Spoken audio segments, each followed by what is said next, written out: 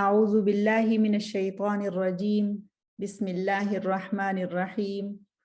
الحمد للہ رب العالمین وصلی اللہ علی نبینا محمد وعلی آلہ واصحابہ اجمعین سبحانک اللہم لا علم لنا الا ما علمتنا انک انت العلیم الحکیم ولا حول ولا قوة الا باللہ العلی العظیم اللهم علمنا ما ينفعنا وانفعنا بما علمتنا وزدنا علما وعملا متقبلا يا رب العالمين اللهم إنا نبرأ إليك من حولنا وقوتنا وعلمنا وحفظنا وذكائنا ونلتجئ إلى حولك وقوتك يا ذا القوة المتين آمين يا رب۔ آج ہم ام المؤمنین سیدہ جویریہ بنت الحارث رضی اللہ عنہا کے حالات زندگی کے بارے میں جانیں گے۔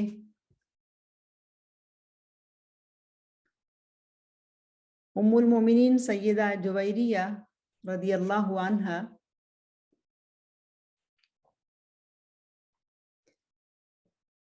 یہ قبیلہ بنی مستلق سے تھی اور ان کا جو ٹائٹل ہے وہ جویریہ بنت الحارث سیدۃ بنی المستلق۔ نبی صلی اللہ علیہ وسلم نے سیدہ زینب بنت جحش سے 5 ہجری میں نکاح کیا اور 5 ہجری میں رسول اللہ صلی اللہ علیہ وسلم مختلف طرح کے حالات میں بہت مصروف ہو گئے اور 5 ہجری ہی کے اواخر کی طرف ایسے واقعات پیش آئے کہ جو نہ صرف رسول اللہ صلی اللہ علیہ وسلم کے لیے اور ان کے اصحاب کے لیے مشکل ترین حالات تھے بلکہ تمام تاریخ انسانی کے اوپر بھی ان حالات و واقعات نے بہت گہرا اثر چھوڑا۔ 5 ہجری شوال یا ذوالقعدہ کے اوائل میں غزوہ احزاب پیش آیا اور غزوہ احزاب کے بارے میں جسے غزوہ خندق بھی کہا جاتا ہے، ہم سب کو معلوم ہے کہ پورے جزیرہ عرب نے مل کر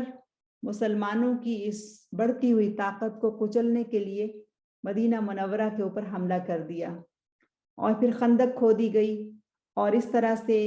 غزوہ خندق میں مدینہ منورہ کا جو محاصرہ تھا وہ 27 دن کے لیے جاری رہا اور یعنی یوں کہہ سکتے ہیں کہ یہ جنگ 27 دن کے لیے جاری رہی اور پھر آخر کار اللہ سبحانہ و تعالی نے اپنے بندوں کی مدد کی، مخلص اہل ایمان کی تائید و نصرت کی اور پھر یہ جنگ اس طرح سے ختم ہوئی کہ کفر اور کفر کے ساتھی اور مددگار سب ذلیل و خوار ہو کر واپس چلے گئے اور مسلمانوں کو اللہ سبحانہ و تعالیٰ نے فتح و کامرانی نصیب کی۔ یہ وقت بہت مشکل ترین وقت تھا لیکن جتنی شدت اس کے اندر تھی، جیسے ہی یہ معرکہ ختم ہوا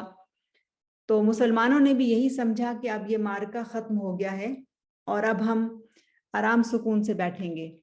لیکن اللہ سبحانہ و تعالیٰ نے اس کے فوراً بعد انہیں حکم دیا کہ ابھی بہت کام باقی ہے اور اگرچہ 27 دن کی مشقت تھی اور اس سے پہلے کی بھی بہت طویل مشقت تھی کہ جو خندق کو کھودنے میں کئی ہفتے اس میں لگے تھے اور اس میں مسلمان اس میں مصروف رہے تھے، تو غزوہ خندق یا غزوہ الاحزاب جس کو کہا جاتا ہے وہ اس لیے بھی کہ سارے جزیرہ عرب نے مل کر مسلمانوں کے اوپر چڑھائی کی تھی اور اس کے اندر ان کے بہت سارے اور معاونین بھی شامل ہو گئے تھے، مثلاً اس کے اندر یہود بھی شامل تھے اور کچھ وہ قبائل بھی کہ جو اس سے پہلے مسلمانوں کے حلیف تھے اب وہ حریف ہو گئے، ان کی مخالفت میں ہو گئے اور انہوں نے بھی کفار کا ساتھ دیا۔ تو غزوہ خندق ختم ہونے کے بعد پھر غزوہ بنو قریظہ ہوا، اور وہاں پر بھی ان یہودیوں کو سزا دینے کے لیے کہ جنہوں نے غداری کی تھی اور جنہوں نے مسلمانوں کی پیٹھ پر چھرا گھونپنے کی کوشش کی تھی، اللہ تعالیٰ کے حکم سے نبی صلی اللہ علیہ وسلم نے 25 دن رات تک ان کا محاصرہ کیا اور پھر آخر کار فتح حاصل کی۔ پھر اس کے بعد غزوہ بنی لحیان پیش آیا، اور غزوہ بنی لحیان کے بعد پھر غزوہ ذی قرد پیش آیا۔ یہ 4 غزوات جو 5 ہجری کے اواخر اور 6 ہجری کے شروع میں ہوئے، اس میں یہ والے سارے واقعات تھے کہ جس میں رسول اللہ صلی اللہ علیہ وسلم بے انتہا مصروف رہے تھے۔ شعبان 6 ہجری میں، یعنی 5 ہجری کے اواخر اور 6 ہجری کے شروع میں یہ سب واقعات پیش آئے۔ شعبان 6 ہجری میں غزوہ بنی مصطلق پیش آیا۔ غزوہ بنی مصطلق کا دوسرا نام ہے غزوہ المریسیہ، غزوہ المریسیہ، اور بنی مصطلق اس کو اس لیے کہا جاتا ہے کہ قبیلہ مصطلق کے اوپر مسلمانوں نے حملہ کیا تھا ان کی غداری کی وجہ سے، اور وہ مسلمانوں کے لیے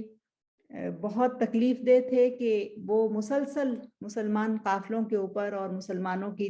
کو تکلیف دینے کے لیے حملہ آور ہوتے رہتے تھے۔ تو نبی صلی اللہ علیہ وسلم نے اللہ تعالیٰ کے حکم سے ان کو ان کی غلطیوں کی سزا دینے کا ارادہ کیا، اور غزوہ بنی مصطلق میں یہ بات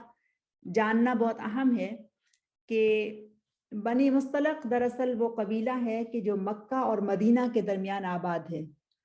اور یہ مسلسل اپنی شرارتوں سے مسلمانوں کو تکلیف دے رہے تھے۔ نبی صلی اللہ علیہ وسلم نے اس غزوہ کے لیے تیاری کی، اور اس سفر میں اپنے ساتھ سیدہ عائشہ بنت ابی بکر رضی اللہ عنہا کو بھی لیا،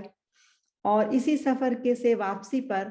وہ بڑا واقعہ یا حادثہ پیش آیا کہ جو سیدہ عائشہ صدیقہ رضی اللہ عنہا کے ہار کی چوری کا تھا، ہار کے گم ہو جانے کا تھا، اور پھر اس واقعہ افک پیش آیا۔ تو یہ جنگ جس میں ہزاروں افراد مارے گئے، اور جب غزوہ بنی مصطلق میں دشمن کے بے شمار لوگ مارے گئے اور باقیوں نے فرار ہونا شروع کر لیا، تو نبی صلی اللہ علیہ وسلم اور ان کی فوج کے ہاتھوں بہت سارے جنگی قیدی ہوئے۔ اس قبیلے کے سردار کا نام حارث ہے، اور جب اس نے دیکھا کہ اب شکست ہو رہی ہے تو وہ بھاگ گیا، اور اس قبیلے کے بہت سارے افراد جن میں خواتین اور بچے بھی شامل تھے جنگی قیدی بنا لیے گئے۔ اس غزوہ میں مسلمانوں کو جو مال غنیمت حاصل ہوا اس میں 2000 اونٹ، 5000 بکریاں تھیں، اور لاتعداد قیدی تھے عورتوں اور بچوں سمیت۔ اس قبیلہ یعنی قبیلہ بنو مصطلق کے سردار جس کا نام الحارث بن ابی ضرار ہے، الحارث بن ابی ضرار بھاگ گیا، لیکن ان کی بیٹی برہ بنت الحارث بن ابی ضرار بن حبیب وہ جنگی قیدی ہو گئی۔ جب مسلمان اس معرکہ سے فارغ ہو کر جنگی قیدیوں کو لے کر مدینہ منورہ پہنچے تو اس قبیلے کے سردار کی بیٹی جن کا نام برہ بنت الحارث ہے، وہ ایک صحابی رسول ثابت بن قیس کے حصے میں آئیں، مال غنیمت میں جب تقسیم ہوئی تو اس کے بدلے میں جب مال غنیمت تقسیم ہوا اور یہ صحابی رسول ثابت بن قیس رضی اللہ عنہ کے حصے میں آئیں، تو چونکہ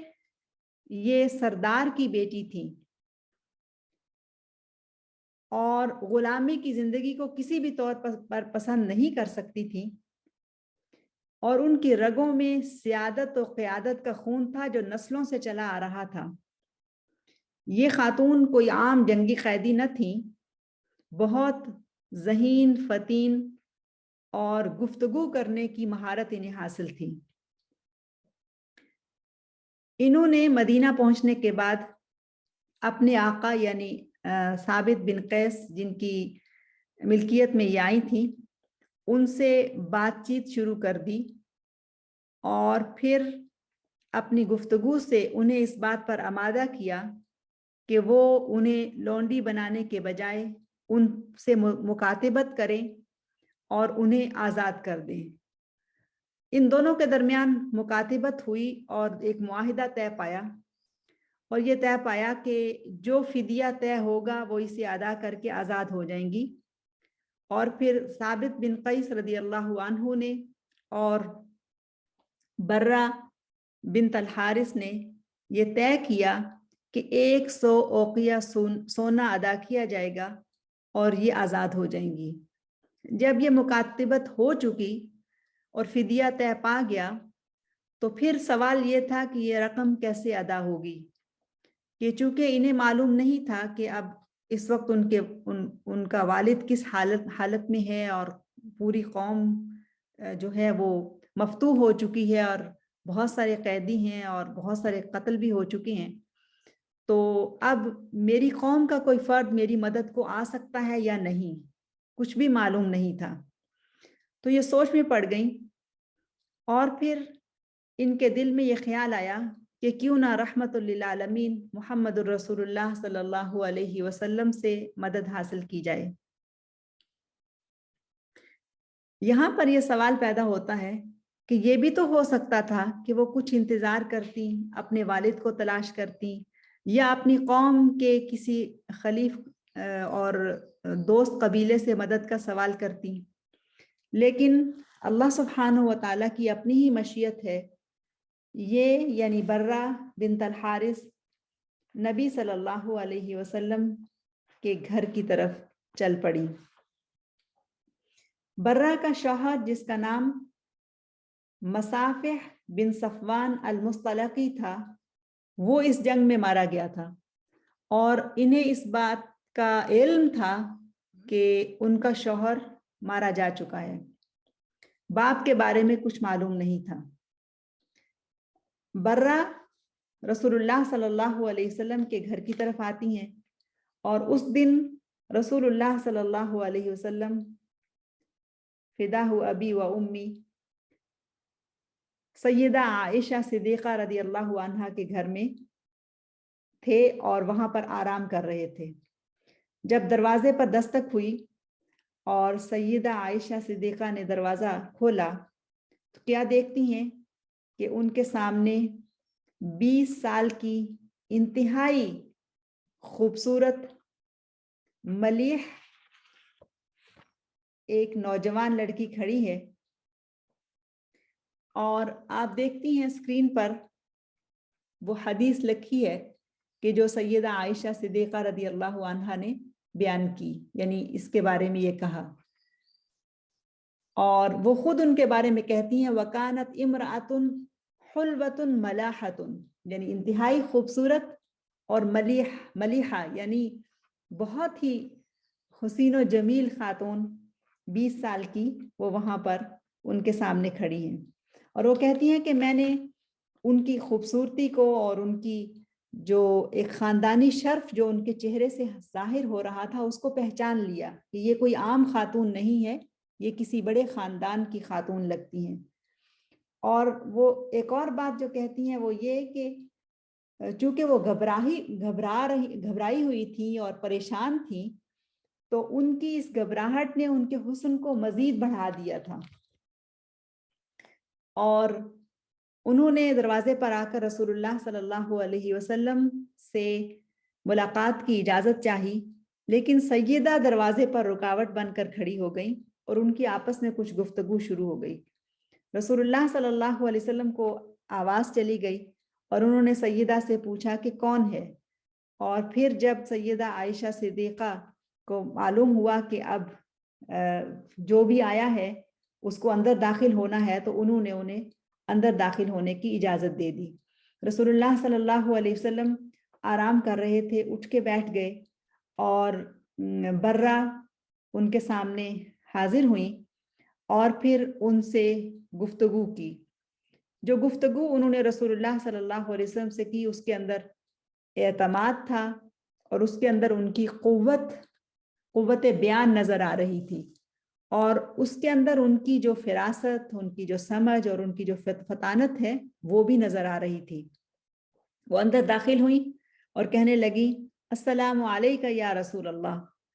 تو رسول اللہ صلی اللہ علیہ وسلم نے ان کے سلام کا جواب دیا اور ان سے پوچھا کہ کیا تم یہ اعتراف کرتی ہو کہ میں اللہ کا رسول ہوں؟ دیکھیں انہوں نے کس طرح سے بات کا آغاز کیا، یعنی کسی اپنا وقت ضائع نہیں کیا، کوئی اور طرح کی بات نہیں کی، بلکہ فوراً سے یہ کہتی ہیں تحیت السلام اور پھر یہ کہتی ہیں السلام علیکہ یا رسول اللہ. تو دراصل ان کو یا رسول اللہ کہہ کے مخاطب کرنا ہی دراصل ان کی اندرونی کیفیت کو بتا رہا ہے. تو رسول اللہ صلی اللہ علیہ وسلم جب ان سے پوچھتے ہیں کہ کیا آپ اعتراف کرتی ہیں کہ میں اللہ کا رسول ہوں، تو وہ کہتی ہیں نعم یا رسول اللہ، اشہد ان لا الہ الا اللہ و اشہد انک رسول اللہ. نبی صلی اللہ علیہ وسلم جب یہ سنتے ہیں تو خوش ہو جاتے ہیں کہ اللہ تعالیٰ نے انہیں اسلام قبول کرنے کی توفیق دی اور پھر وہ ان سے کہتی ہیں کہ یا رسول اللہ میں اپنے قوم کے لیڈر کی بیٹی ہوں اور میں آپ کے پاس اس حالت میں آئی ہوں کہ مجھے مدد چاہیے. رسول اللہ صلی اللہ علیہ وسلم نے پوچھا کس قسم کی مدد چاہیے؟ تو وہ کہنے لگی کہ جنگ میں میرا شوہر قتل ہو گیا ہے اور میرا باپ معلوم نہیں کہاں ہے اور میری قوم قیدی بن گئی ہے اور میں آپ کے ایک صحابی ثابت بن قیس کے حصے میں آئی ہوں اور میں نے ان سے مکاتبت کی ہے اور مکاتبت یہ ہے کہ مجھے انہیں 100 اوقیہ سونا ادا کرنا ہے. میں چاہتی ہوں آپ میری مدد کریں تاکہ میں ان سے آزاد ہو سکوں. رسول اللہ صلی اللہ علیہ وسلم پوری توجہ سے ان کی بات سنتے ہیں اور پھر کہتے ہیں فَهَلْ لَكِ فِي خَيْرٍ مِّن ذَلِكَ، کیا میں تمہیں اس سے بہتر کسی چیز کی پیشکش نہ کروں؟ تو بہت حیران ہو جاتی ہیں. وہ کہتی ہیں اس سے بہتر کیا ہو سکتا ہے؟ مجھے تو پیسہ چاہیے کہ جو ادا کر کے، یا سونا چاہیے جو ادا کر کے میں آزاد ہو سکوں، اس سے زیادہ بہتر کیا ہو سکتا ہے؟ تو وہ حیرت سے کہتی ہیں وَمَا هُوَ یا رسول اللہ، یا رسول اللہ اس سے زیادہ اچھا کیا ہے؟ رسول اللہ صلی اللہ علیہ وسلم نے فرمایا اقضی عن کی کتابتی کی واتزوج کی، میں تمہاری کتابت پر جو معاہدہ ہے اس کے جو رقم ہے وہ ادا کروں گا اور تم سے نکاح کر لوں گا. اب یہاں پر نبی صلی اللہ علیہ وسلم جو کہ رحمت للعالمین ہے، ان کی رحمت جوش میں آتی ہے اور دنیا اور اہل دنیا تو ظاہر کو دیکھتے ہیں مگر نبی صلی اللہ علیہ وسلم کی بصیرت باطن میں جھانک سکتی ہے اور وہ دیکھتے ہیں کہ اس عمل کے پیچھے کیا حکمتیں کار فرما ہیں. تو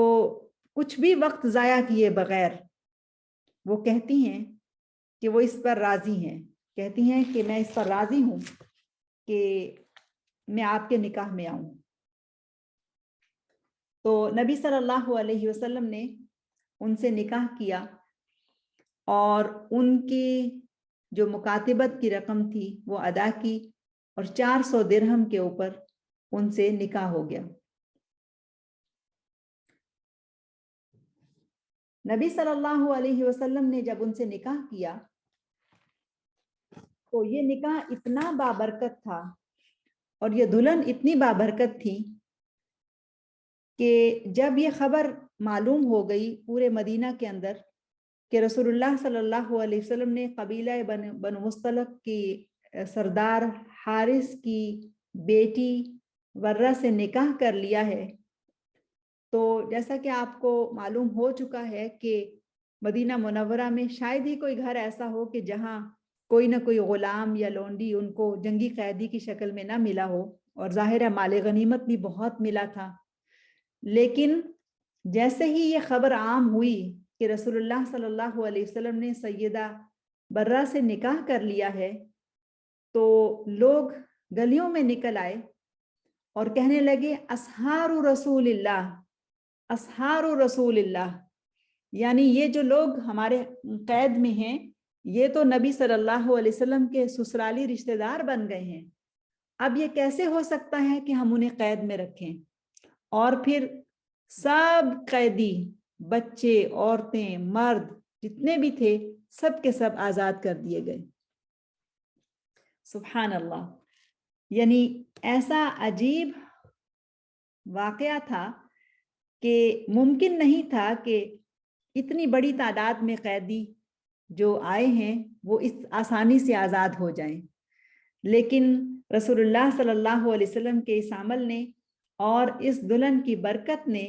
دراصل اپنی قوم کے لوگوں کو آزادی دلا دی، اور پھر اس حسن سلوک سے متاثر ہو کر سب قیدی مسلمان بھی ہو گئے، اور آزاد ہونے والوں میں سے کچھ مدینہ منورہ ہی میں ٹھہر گئے اور کچھ اپنے قبیلے کی طرف لوٹ گئے۔ نبی صلی اللہ علیہ وسلم نے جب ان سے نکاح کیا تو ان کا نام برہ تھا، ان کے نام کو جویریہ سے بدل دیا۔ تو اب ہم جانتے ہیں کہ ام المؤمنین جویریہ بنت الحارث جو 8ویں نومبر پر نبی صلی اللہ علیہ وسلم کے نکاح میں آئی تھی اور بیت الحبیب صلی اللہ علیہ وسلم کا حصہ بن گئی تھی۔ ان کی شخصیت اتنی خوبصورت تھی کہ کوئی بھی ان کی شخصیت سے متاثر ہوئے بغیر نہیں رہ سکتا تھا، اور وہ خود اپنی قسمت پر ناز کیا کرتی تھی، اور وہ کہا کرتی تھی کہ میں صرف اس لحاظ سے ہی قابل عزت نہیں ہوں کہ مجھے رسول اللہ صلی اللہ علیہ وسلم کی زوجیت میں آنا نصیب ہوا ہے، بلکہ میری وجہ سے میری قوم کو بھی بہت فائدہ ہوا ہے۔ اب کیا ہوتا ہے کہ ان کے والد جو کہ جنگی قیدی تو نہیں بن سکے تھے، ان کو جب پتہ چلتا ہے کہ میری بیٹی کو بھی قیدی بنا لیا گیا ہے تو وہ 100 اونٹ لے کر مدینہ منورہ کی طرف آتے ہیں، اور جب وہ مدینہ منورہ پہنچتے ہیں تو مسجد نبی علیہ السلام میں رسول اللہ صلی اللہ علیہ وسلم بیٹھے ہوئے ہیں، تشریف فرما ہیں، اور ان کے قریب یا ان کے اس حلقہ میں قبیلہ بنی مصطلق کے بہت سارے مرد بھی بیٹھے ہیں اور وہ آزاد ہیں۔ تو ان کے والد جو کہ بعد میں مسلمان ہو گئے اور صحابی ہونے کا شرف حاصل ہوا، وہ کہتے ہیں کہ میں بہت حیران ہوا کہ میری قوم کے لوگ کہ جو جنگی قیدی ہیں وہ تو مسجد نبی میں آزاد بیٹھے ہیں، اور وہ تو اس خیال سے آئے تھے کہ سب سے پہلے اپنی بیٹی کو آزاد کراؤں گا اور اس کے بعد اپنی قوم کے کچھ لوگوں کے لیے بات چیت کروں گا، لیکن جب وہ وہاں پر ان کو دیکھتے ہیں تو حیران رہ جاتے ہیں، اور پھر نبی صلی اللہ علیہ وسلم کے پاس آ کر ان سے گفتگو کرتے ہیں اور ان سے کہتے ہیں کہ میں آپ کو اپنی بیٹی کو آزاد کرانے کے لیے 100 اونٹ پیش کرتا ہوں۔ تو چونکہ انہیں ابھی خبر نہیں ہے کہ وہ رسول اللہ صلی اللہ علیہ وسلم کی زوجیت میں آ چکی ہیں، تو رسول اللہ صلی اللہ علیہ وسلم ان سے یہ کہتے ہیں کہ تم 100 اونٹ لے آئے لیکن باقی کے 2 اونٹ کہاں ہیں؟ تو وہ جب آ رہے تھے تو انہوں نے 100 اونٹ تو اپنے ساتھ رکھے اور 2 اونٹ مدینہ منورہ سے باہر کسی گھاٹی میں چھپا کر باہر کھڑے کر آئے تھے، اور اس غرض سے کہ جب وہ اپنی بیٹی کو آزاد کرا کر لے کر آئیں گے تو 1 اونٹ ان کا ہوگا اور 1 اونٹ ان کی بیٹی کا، اور وہ واپس اپنے قبیلے کی طرف چلے جائیں گے۔ تو جب رسول اللہ صلی اللہ علیہ وسلم نے ان سے یہ بات کہی اور وحی الہی کے ذریعے سے انہیں پتہ چل گیا کہ 100 اونٹ تو یہ لے آئے ہیں اور 2 اونٹ پیچھے چھپا کر رکھائے ہیں، تو انہوں نے جب یہ سوال کیا تو حارث جو کہ اپنی قوم کے سردار تھے، لیڈر تھے، ایک سمجھدار انسان تھے، انہیں فوراً سے یہ احساس ہو گیا کہ یہ خبر انہیں وحی الہی سے ہی پتہ چلی ہے، کسی اور انسان کو معلوم نہیں تھا اس کے بارے میں کہ میں 2 اونٹ پیچھے چھوڑ آیا ہوں۔ تو انہوں نے فوراً سے کہا اشہد ان لا الہ الا اللہ و اشہد انک رسول اللہ، اور وہ مسلمان ہو گئے۔ پھر انہیں یہ بھی معلوم ہو گیا کہ ان کی بیٹی نبی صلی اللہ علیہ وسلم کی زوجیت میں آئی ہیں، اور پھر یہ بھی معلوم ہو گیا کہ ان کی بیٹی اور اس نکاح کی برکت سے اللہ سبحانہ و تعالیٰ نے اتنی رحمت کی ہے کہ انہیں اتنی رحمت ہوئی ہے کہ انہیں ان کی پوری قوم کو آزادی نصیب ہو گئی ہے۔ سبحان اللہ۔ سیدہ جویریہ رضی اللہ عنہا، جنہوں نے اسلام قبول کیا اور پھر وہ فی بیت الحبیب کا حصہ بنی، اور پھر ان کو یہ اعزاز حاصل ہوا کہ انہوں نے براہ راست دین سرچشمہ وحی یعنی محمد رسول اللہ صلی اللہ علیہ وسلم سے سیکھا۔ اور پھر ان کے بارے میں یہ آتا ہے کہ حسن اسلامھا، انہوں نے بہترین دین سیکھا اور ان کا دین بہت ہی خوبصورت ہو گیا۔ انہوں نے اپنے ایمان کو بہت مکمل کیا اور بہت عابدہ، زاہدہ، تقیہ تھیں، بہت شوق سے رسول اللہ صلی اللہ علیہ وسلم سے دین کے بارے میں بات کیا کرتی تھی، اور پھر اللہ سبحانہ و تعالیٰ کی عبادت میں بہت وقت گزارا کرتی تھی۔ خود سیدہ عائشہ صدیقہ رضی اللہ عنہا ان کے بارے میں کہتی ہیں کہ فما اعلم امرأة اعظم برکۃ منها علی قومها، کہ میں نے سیدہ جویریہ سے بڑھ کر کسی عورت کو اپنی قوم کے لیے بابرکت نہیں پایا، کہ اعتق بزواجها من رسول اللہ صلی اللہ علیہ وسلم اہل مئۃ بیت من بنی مصطلق، کہ نبی صلی اللہ علیہ وسلم سے ان کے نکاح میں آ جانے کے بعد 100 گھرانے، 100 لوگ نہیں، 100 گھرانے، اہل مئۃ بیت یعنی 100 گھرانے بنو مصطلق کے آزاد ہوئے تھے۔ یعنی آپ اندازہ کر سکتی ہیں کہ 100 لوگ نہیں بلکہ 100 گھرانے، یعنی ایک گھر کے اندر کتنے افراد تھے، جتنے بھی جنگی قیدی آئے تھے سب کے سب آزاد ہو گئے۔ یہ ان کا خاص وصف ہے جس سے انہیں پہچانا جاتا ہے۔ صحیح مسلم میں ایک روایت ہے، اور وہ روایت اتنی اہم ہے کہ جو امہات المؤمنین میں ان کے درجے کو بہت خاص اور خصوصی مقام عطا کرتی ہے۔ سیدہ جویریہ رضی اللہ عنہا کے مقام اور مرتبے کو سمجھنے کے لیے یہ حدیث بہت کافی ہے، یعنی ان کا اخلاق و کردار کیسا تھا۔ وہ خوبصورت تھی، ذہین و فطین تھی، اور قوم کے لیڈر کی بیٹی تھی، ان کے اندر قوت خطابت تھی، اور وہ جب اللہ سبحانہ و تعالی سے جڑی اور اس کی پہچان حاصل کی تو اس میں بھی وہ ممتاز مقام حاصل کر گئی۔ ایک روز رسول اللہ صلی اللہ علیہ وسلم مسجد نبوی شریف میں فجر کے لیے تشریف لے گئے، اور جب وہاں سے واپس آئے تو دیکھا کہ سیدہ جویریہ رضی اللہ عنہا وہ اپنی نماز کی جگہ پر بیٹھی ذکر و اذکار میں مشغول ہیں، اور نبی صلی اللہ علیہ وسلم اپنے کسی کام کی غرض سے پھر سے نکل گئے، اور کافی دن چڑھے واپس آئے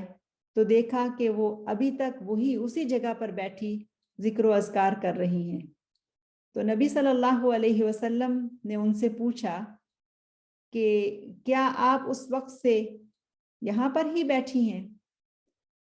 تو انہوں نے جواب دیا جی ہاں۔ تو رسول اللہ صلی اللہ علیہ وسلم نے فرمایا جب سے میں تمہارے پاس سے گیا ہوں میں نے یہ کلمات یعنی تسبیح کے یہ کلمات ادا کیے ہیں، سبحان اللہ و بحمدہ عدد خلقہ و رضا نفسہ و زینت عرشہ و مداد کلماتہ، اور جو کچھ بھی تم صبح سے لے کے ابھی تک ذکر اذکار کر رہی ہو، اگر ان کلمات کا ان کے ساتھ موازنہ کیا جائے تو یہ کلمات ان سے زیادہ بھاری ہیں۔ تو سیدہ جویریہ رضی اللہ عنہا کو یہ بات بہت پسند آئی اور انہوں نے پھر اس حدیث کو روایت بھی کیا، اس حدیث پر عمل بھی کیا، اور اس سنت مطہرہ پر اہل ایمان عمل کرتے ہیں اور قیامت تک کرتے رہیں گے۔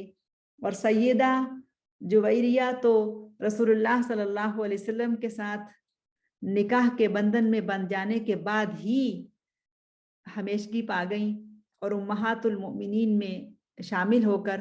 ہم سب کی ماں بن گئیں، لیکن اس حدیث مبارکہ کی نسبت سے بھی وہ قیامت تک کے لیے یاد رکھی جائیں گی، اور اہل ایمان اس تسبیح کو، ان اذکار کو پڑھتے ہی رہیں گے اور سیدہ جویریہ کو رضی اللہ عنہا کو یاد کرتے ہی رہیں گے۔ سیدہ جویریہ رضی اللہ عنہا لمبی عمر پائی اور مدینہ منورہ میں ہی وفات پائی۔ امیر المؤمنین معاویہ رضی اللہ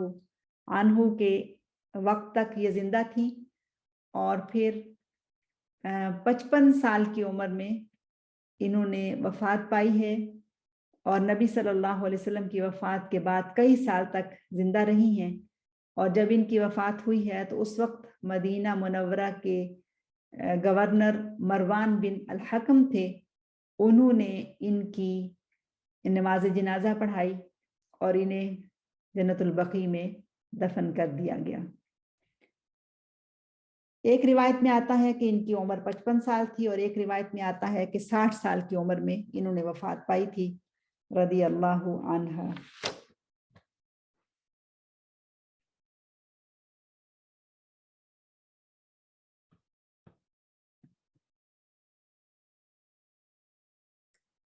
سبحانك اللهم وبحمدك نشهد أن لا إله إلا أنت نستغفرك ونتوب إليك۔ بسم الله الرحمن الرحيم۔ والعصر إن الإنسان لفي خسر إلا الذين آمنوا وعملوا الصالحات وتواصوا بالحق وتواصوا بالصبر۔